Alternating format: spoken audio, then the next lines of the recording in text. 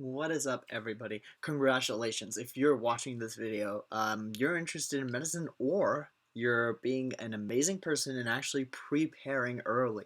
That's something I never got to do. I told you, most of you, that I applied this cycle, and there's a lot of stuff I learned that, you only learn through doing it, and then once you do it, it's important to kind of share. And I think that's what I'm doing here. So here is everything you need to get a head start on your med school application. Just a few tips. Because the med school application is due, it opens in June. But if you're looking at this video now, or even if you're thinking of applying next year, let's say, these are still things you could be doing. So let me go ahead and tell you what they are. So if we go to our first one, first thing you could do is make a list of the schools you're interested in. And you might be wondering, how do I do that? Like, I don't know what schools to apply to. This is kind of like undergrad. Well, the way you do that is this thing called the medical school admissions requirements. Those are all requirements made by medical schools, and they're all in one place. And so if you click this link, and I'll obviously link this whole presentation in the description below, but if you click this link, it'll take you to it. It costs $27 to buy for 1 year, and it's a really good investment. It will tell you the average GPA of people who get into that med school, average MCAT of people who get into med school, financial aid, interview offers, acceptances, all that stuff gets covered there. More importantly, by looking at this, you can see where you fit. Where do you want to go? Because, for me last year, when I looked at this, the way I kind of narrowed down my schools was I was like, I would love to go on the East Coast somewhere. I'd love to stay in California. And then I kind of narrowed it down from there based on, my GPA and MCAT score. So this is really good because even if you are not applying yet, or even if you're 2 months out or 2 years out, you can still do something like this and make a list of schools that you apply to. That will really help you in the long run. Second thing you could do to get a head start is get to know the AMCAS. The AMCAS is the American Medical College Application Service, aka any med school you apply to in America, you need to submit this application to. So if you understand this application, what do you know? You have a massive leg up. If you ever apply to colleges in the United States, the AMCAS is kind of like that common app of medical schools, which means every school you apply to will get your AMCAS application. That's why it's such a big deal. It includes your extracurriculars, it includes your GPA, it includes your MCAT, it includes your financial aid, it includes your background. So there's a lot of things the AMCAS covers that you need to make sure you have done. And that's why you should understand it. Because if you're like me, I kind of started my AMCAS with my eyes closed in like midway through May, and I was like, crap, I don't know what the hell's going on. I should have totally pre-planned. And that's what this video is for you guys. There's a lot of it, all right? So let me now go into a bit about what the AMCAS is about. Here's the slide that I personally would have loved to see my year before I applied. This is what the AMCAS is. If you look on the right of your screen, you actually have this nice little image that describes to you the 9 sections of the AMCAS. You may not know what the AMCAS looks like because you haven't filled it out, but now that I have, that's kind of a screenshot from my application. And I'm going to show you how you can get a head start on number 4, 5, 6, 7, and 8. And you believe it or not, you already finished 7. Remember I told you when you go through the MSTAR and you make those list of med schools to apply to, you're finishing 7. So now let's address some of the other ones that I'm going to mention to you. First and foremost, coursework. One thing that is huge, you all already know, med schools love grades. They absolutely want to know, what did you do? What did you not do? Did you do well here? Did you not? So it should be no surprise to you that med schools will require you to submit an official transcript to the AMCAS. However, what that also means is you have to actually order an official transcript for yourself. Because what you're going to do is write down every course you ever took and the grade you got on that course as written on your official transcript. So the way you can pre-plan here, now remember, you don't have to be a genius to do this.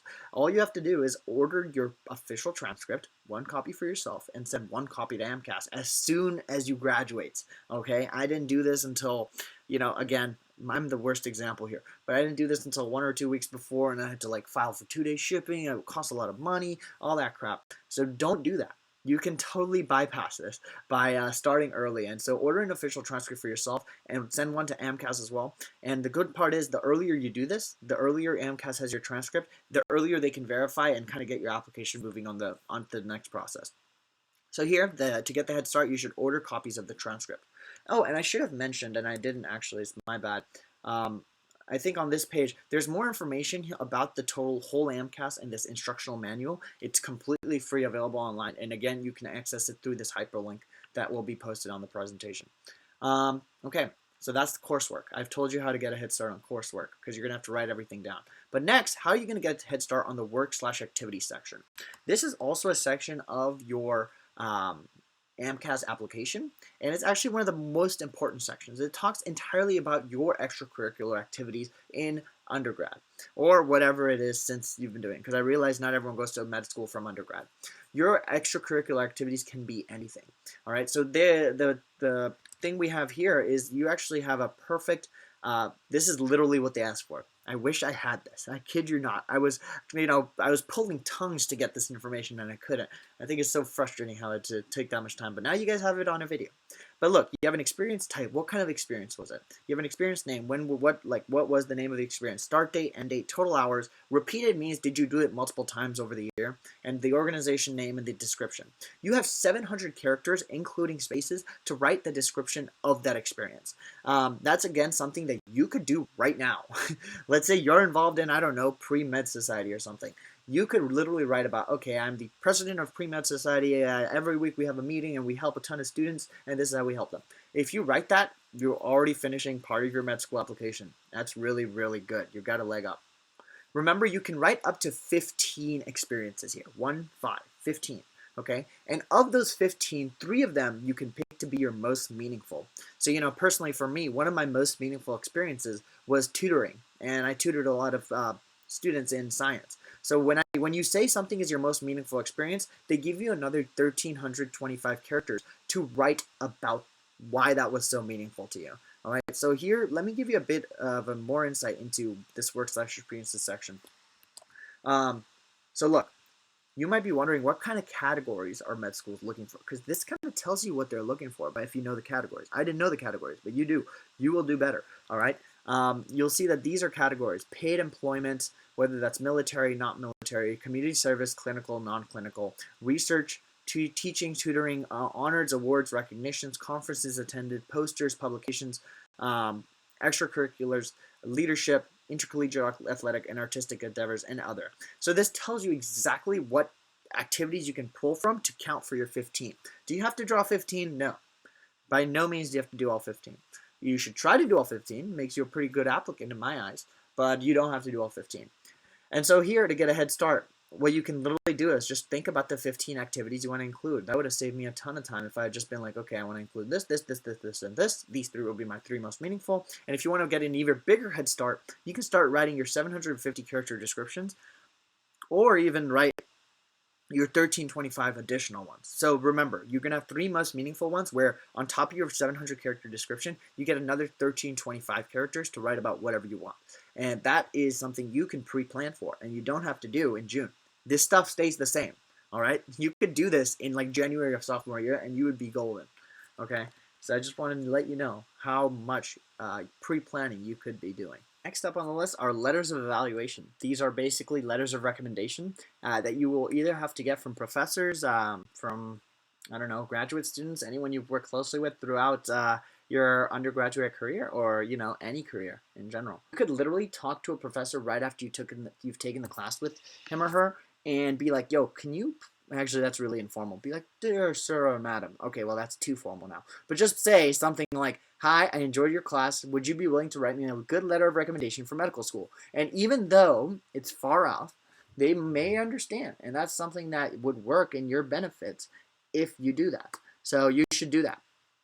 First of all, any number 2 to 10 letters is accepted. 2 to 10. So you should try to get somewhere at least in that number. I've had friends that, try to aim for about 5, 7. Everything is up to you. I would say at least 5, no more than 10. Again, the good part is, even if you get 10 letters, not all of those 10 letters will be sent to every school.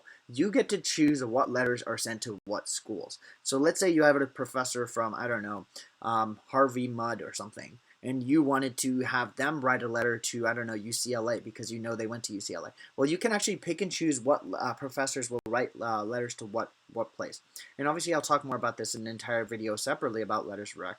But in general, every school has different requirements for the types of letters. Some schools might only want 3, some schools might want 7, some schools might want 10. Actually, no school wants 10. I'm lying. Most schools want anywhere between 3 to 5. And you know, in general, you should try to get at least one science professor, one non-science professor, aka English, humanities, social science, anything works. But no, no, no. Social science does not count as non-science. Humanities and history and all that stuff counts as non-science. Social science / science fall into the same category. And lastly, one prof related to your extracurricular activities. So maybe a professor that has seen you grow and develop in like an organization you're in. All that stuff is fine. And so to get a head start on this, ask your recommenders early. So early. It's so important to get them down to be an advocate on your behalf. That no good time. I mean, usually the best time is right after you finish taking the class with the professor. You'd be surprised by how many of them will say, yeah, I'd be willing. Just make sure you email me right when that season comes up. And you'll say, boom, got one done. And so you could be doing this right now, getting massive head start. And last but not least, the essays. The section on the AMCAS is called essays, but it actually is just one essay, and that is the personal statement prompt. This is probably the most unequivocally most important part of the AMCAS application, because if you have everything, if you have the numbers, you have the extracurriculars, you have everything, but you don't have the passion, the drive, I don't know what it is they're looking for, but you need to show them something. Show them why you want to do medicine. Well, here's the exact prompt you have, and again, I would have killed for this years ago because I wanted to know exactly how much space I had. They had to pull teeth to figure that out, and here you guys have it, the prompt right there in front of you. It says use the space below to provide a reason of why you want to go to medical school. You have 5,300 characters including spaces. So this says including characters. That's not what I meant spaces. So including spaces to write about why you're doing medicine. You can get a head start on this just by brainstorming. What do you want to talk about? Do you want to talk about that one time when you were a kid? Do you want to talk about that one time when you're an adult? Do you want to talk about a particular experience with a doctor? What do you want to talk about? Just brainstorm. That will help you so much in getting started, because half the battle is picking an experience and the other half is articulating it. If you don't have a good experience to begin with, articulating it's not going to do any good. So you want to make sure you have a good experience, and just by knowing this prompt, you can already start brainstorming what you want to talk about. And so now to recap. Here is the great way you're going to get a head start. First of all, you're going to create a list of med schools to apply to by using the MSAR. You can buy that right now for 27 bucks. The link will be below. You have to understand the AMCAS. There's a nice PDF on the instructional manual, but I pretty much told you everything about the AMCAS that you needed to know. And hopefully, if you have any more questions, I'll be making more videos about it. The third thing is get copies of your official transcript if you've graduated. If you haven't, don't worry about it. Once you graduate, you'll need that to fill in the application letter grade section on the med school application. And think of 15 activities, up to 15 that you want to write about, and make sure you have 3 most meaningful ones. And if you really want to be an overachiever, go ahead and start writing out the descriptions for each of them. You have 700 for all of them, characters, or 1325 additional characters on top of the 700 for the 3 most meaningful. And the personal statement is always a big blanket statement of why medicine, why this. Don't restate what you did in your activities. Tell me why. Tell anyone why. And remember, the people reading this are going to be doctors, so they've been in the field, so you don't have to waste time trying to articulate what medicine is. Just talk about why you want to do it. I'll be making more videos in the future, but I hope you guys found this helpful. Please let me know. Give it a like, share, subscribe, and I'll see you in the next one. Thanks for watching. Video, really appreciate it. You want to check out any of my other videos? There's going to be one right here. Another link to one of my videos right here. And another video right here. Why not? I'll put one video right over here. And last but not least, if you want to subscribe to this channel, really appreciate it, because I'm still an early YouTuber trying to get it down. But a subscription button should be right over here. So please subscribe. Cool. Thanks. See you guys in the next one. Hope you find these videos helpful.